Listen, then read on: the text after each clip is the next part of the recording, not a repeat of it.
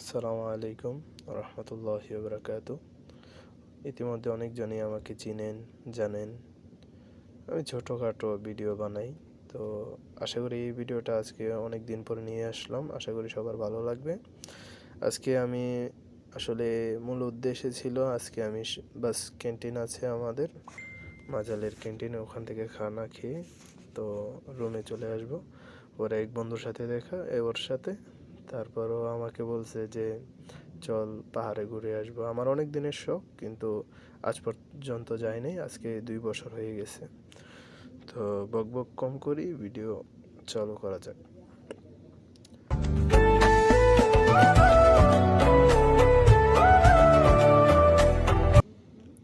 তো ভাইয়ের সাথে অনেক মজা আড্ডা করলাম। তো এখন আমরা অনেক কাছে শুনেছি এখানে একটা টায়ার করা ছিল। তো এটা তো মাজরা, তো সব কিছু পাওয়া যায়। ভাই বলতেছে যে এই জায়গার মধ্যে একটু খেলা করবে, ছোটবেলার কথা মনে পড়ে গেল। আমি বললাম চালাও।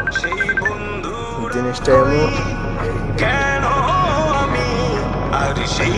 ঠিক আছে। তো ও ঠিকই চাইছিল পালাইতে, কিন্তু পালাইতে পারে নাই।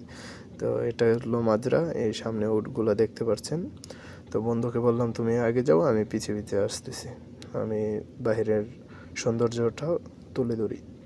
তো আসলে ভিডিওটা বেশি লম্বা হয়ে যাচ্ছে। আসলে এই জায়গাটা অনেক সুন্দর, কিছু দেখা যায় না।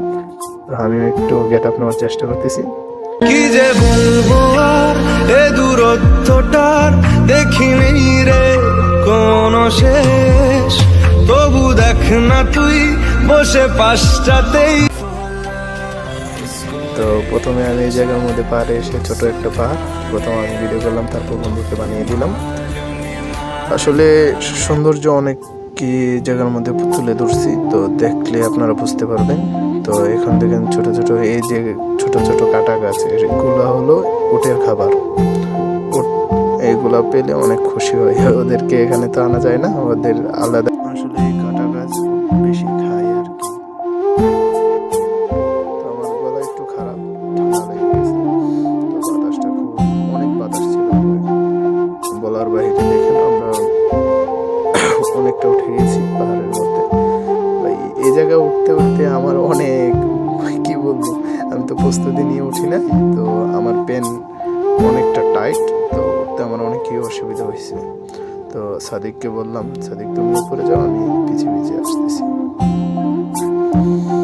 ইতিমধ্যে সাদিক হলো পুরানো মানুষ, ও আরেকবার উঠছে, তার অভিজ্ঞতাটা একটু বেশি, আমার আবার অভিজ্ঞতা কম।